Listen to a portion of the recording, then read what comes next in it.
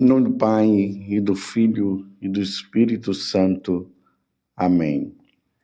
Naquele tempo, disse Jesus aos seus discípulos: nem todo aquele que me diz, Senhor, Senhor, entrará no reino dos céus, mas o que põe em prática a vontade de meu Pai que está nos céus. Portanto, quem ouve estas palavras e as põe em prática é como um homem prudente que construiu sua casa sobre a rocha. Caiu a chuva, vieram as enchentes, os ventos deram contra a casa, mas a casa não caiu porque estava construída sobre a rocha. Por outro lado, quem ouve estas minhas palavras e não as põe em prática é como um homem sem juízo, que construiu sua casa sobre a areia. Caiu a chuva, vieram as enchentes, os ventos sopraram e deram contra a casa, e a casa caiu, e sua ruína foi completa. Palavra da salvação, glória a vós, Senhor. Meus irmãos e minhas irmãs, continuamos neste tempo maravilhoso dentro da igreja. Nós, católicos, estamos comemorando, celebrando, aguardando dois momentos importantes da nossa vida e que são dois momentos decisivos. Nos preparamos para celebrar a primeira vinda de nosso Senhor Jesus Cristo. Ele veio, ele nasceu de uma mulher. O anjo Gabriel veio e anunciou que a Virgem Maria seria a mãe de Deus. Tudo aquilo que os profetas já falavam no Antigo Testamento se realizou naquele momento em que o anjo Gabriel apareceu para ela, para a Virgem Maria, e disse: Ave cheia de graça, o Senhor é contigo. E ali a profecia do nascimento de nosso Senhor se realiza quando o Verbo divino se faz carne, se faz homem e vem habitar no meio de nós. Para quê? Para derramar o seu sangue na cruz e nos redimir. E vencer o pecado, vencer a morte, vencer Satanás. E aí, depois que ele realiza esta obra, ele morre na cruz, ao terceiro dia ressuscita, como ele mesmo havia falado. Depois ele ainda fica ali uns 40 dias com os apóstolos. E aí ele volta para a casa do Pai. Missão cumprida. O Espírito Santo vem sobre os apóstolos e os apóstolos começam a anunciar a boa nova. Era preciso que o evangelho chegasse a todas as nações, para que todos pudessem ouvir a boa nova e se salvar, largando os seus falsos deuses para adorar o Deus único e verdadeiro. Mas Jesus ele falou também, e agora é Jesus que fala diretamente para todos nós. Eu irei voltar. A carta aos Efésios, São Paulo vai dizer o seguinte: aquele que desceu é aquele que subiu e é aquele que voltará. Então Jesus disse que retornará. Esse é o segundo evento que nós estamos aguardando. O Senhor retornará. Ele virá. Para quê? Para buscar aqueles que são fiéis. Por isso que o Salmo de hoje, o Salmo 117, o refrão vai dizer: bendito é aquele que vem vindo em nome do Senhor. Quem é que está vindo? Jesus Cristo. Não sabemos o dia, não sabemos a hora, precisamos estar preparados para esse momento. É esse tempo que comemoramos nesse tempo do advento. Mas a pergunta que é feita é essa: quando Jesus vier, todos se salvarão? Todos irão com eles? Infelizmente, não, meus irmãos. Todos não.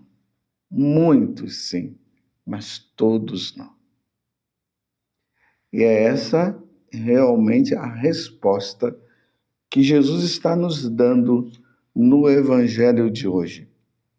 Evangelho de São Mateus, capítulo 7, do versículo 21, depois do 24 até o 27. Contextualizando o Evangelho de hoje, esse Evangelho está dentro do Sermão da Montanha, lá no Evangelho de São Mateus, o capítulo 5, 6 e 7. É aquele grande sermão que Jesus faz para todo aquele povo que estava seguindo, que começa lá com as bem-aventuranças. Depois de Jesus ter falado tudo que era necessário para a nossa santidade, é ali que Jesus fala da questão do adultério. Jesus fala que nós devemos amar o próximo, não podemos odiar. Ele fala que nós devemos ser luz e sal neste mundo que está sem sabor, neste mundo de trevas. É ali que Jesus fala que aqueles que pecam por pensamento, ou seja, desejam no coração o próximo ou a próxima, ele já pecou. É esse evangelho. Ali Jesus ensina a rezar o Pai Nosso. E aí vejam, meus irmãos, quando Jesus acaba todo o Sermão da Montanha, aí ele diz o que nós acabamos de ver agora. É a conclusão. Nem todo aquele que me diz Senhor, Senhor, entrará no reino dos céus. Mas o que põe em prática a vontade de meu Pai que está nos céus. Estou entendendo? Nem todo aquele que diz Senhor, Senhor, entrará no reino dos céus. Porque não adianta falar Senhor, Senhor e levar uma vida errada. Compreende? Então nós encontramos pessoas que rezam o rosário, pessoas que fazem novenas, pessoas que vão até na missa, mas não se confessam, não reconhecem o seu pecado. Como é que vai se salvar? Recentemente eu falava para uma pessoa, eu dizia para ela, mas minha senhora, como é que a senhora quer entrar no céu sem se confessar? E tem muitos católicos por aí que não se confessam. Tem muitos católicos com mentalidade de protestante. Os protestantes é que vivem dizendo que nós não precisamos se confessar com um sacerdote, não. É só entrar no quarto e lá a gente fala os nossos pecados e nós estamos perdoados. Mas como? Como que nós não devemos nos confessar com um ministro de Deus devidamente ordenado se o Senhor falou isso?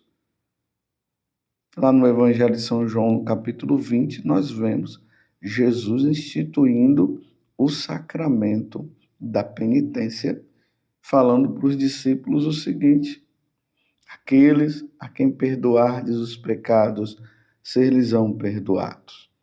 Aqueles que retiverdes, ser-lhes-ão retidos. Instituiu o sacramento da penitência. Jesus estava dando autoridade aos apóstolos e aos sucessores dos apóstolos, bispos, e aí entre os sacerdotes também, essa capacidade, esse poder de absolver o pecado, não em nome do sacerdote, mas em nome de nosso Senhor Jesus Cristo. Mas essas pessoas não não se confessam, mas ficam ali, fazem as suas orações. Elas até dizem assim, tá vendo, eu não me confesso, mas tudo que eu peço a Deus, Ele me dá. Ok, é isso mesmo, Deus é generoso, Deus é bondoso. E é num momento desse que Deus está satisfazendo, né, os seus pedidos, é que Ele está dizendo também, agora reconheça as suas faltas. Compreende o que é que Jesus está dizendo? Que nem todo aquele que me diz Senhor, Senhor entrará no reino dos céus? Como é que a pessoa quer entrar no reino dos céus e ela não vive o matrimônio, ou seja, não recebeu o sacramento do matrimônio? Duas pessoas sem nenhum problema poderia ir lá na paróquia, conversar com o sacerdote e receber o sacramento do matrimônio, porque não tem impedimento nenhum.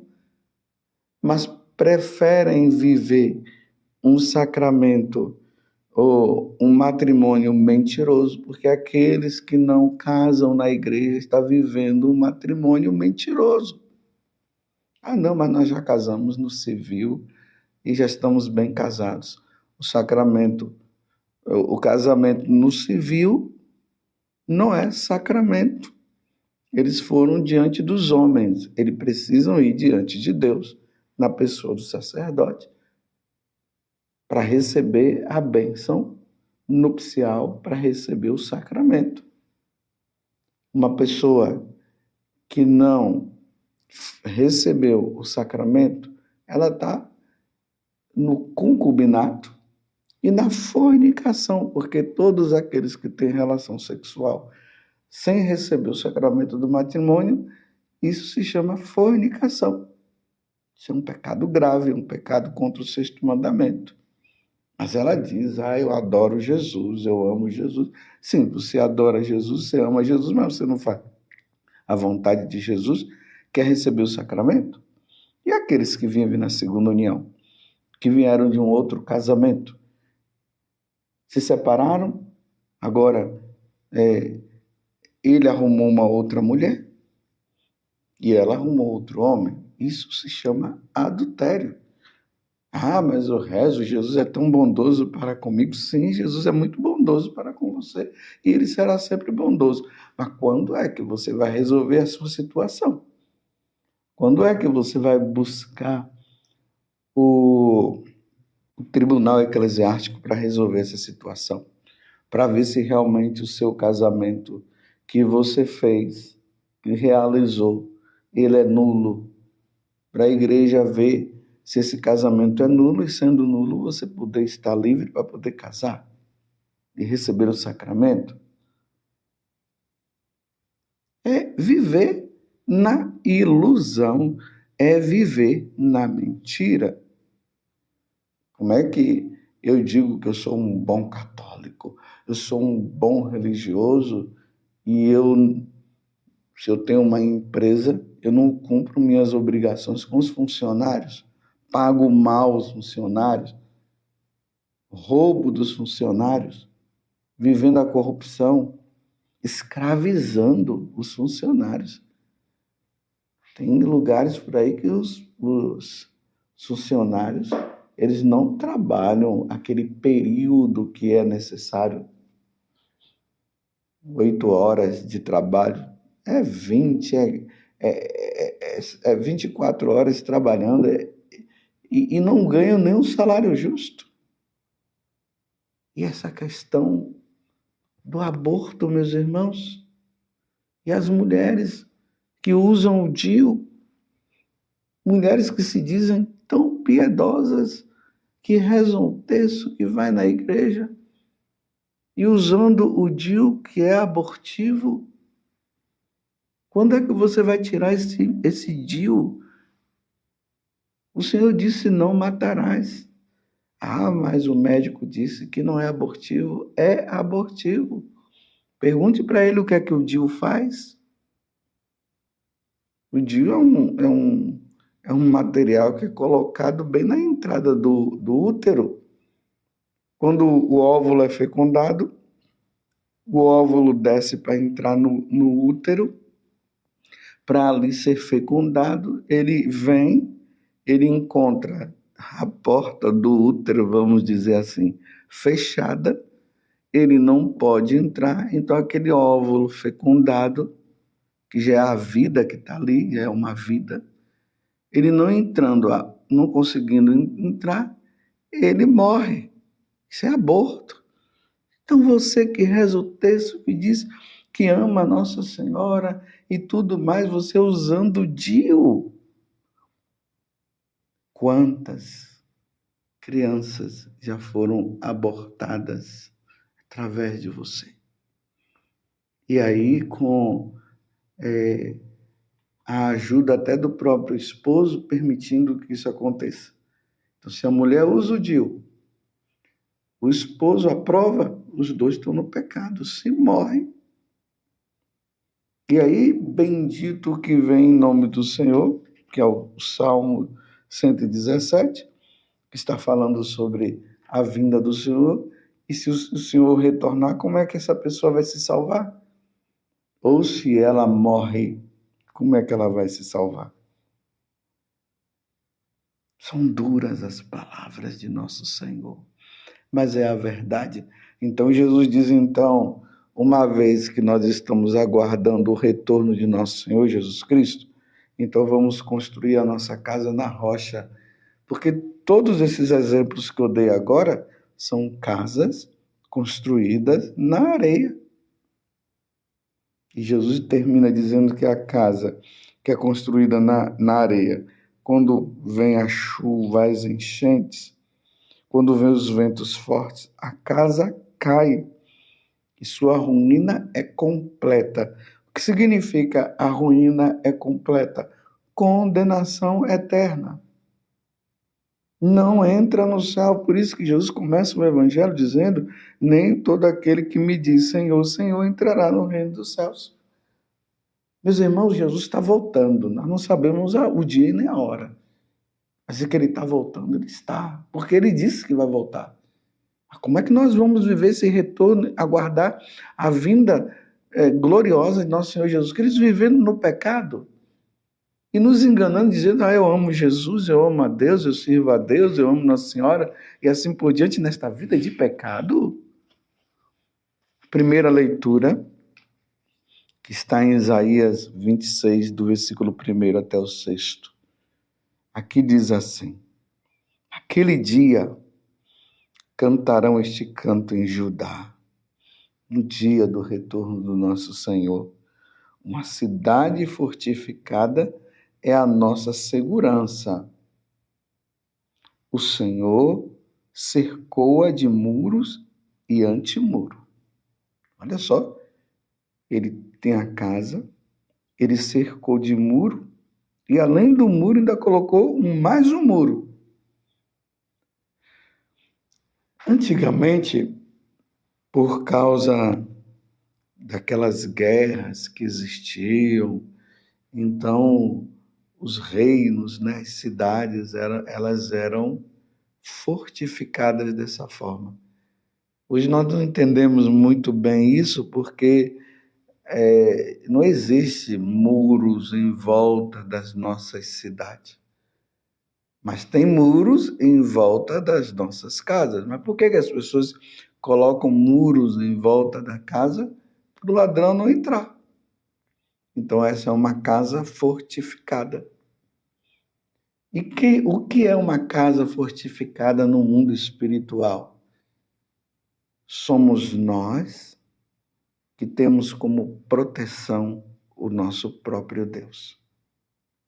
Aqueles que não têm Deus como Senhor é um ser humano que está perdido, está vulnerável à ação do diabo, porque o diabo veio para nos roubar de Deus, destruir e matar.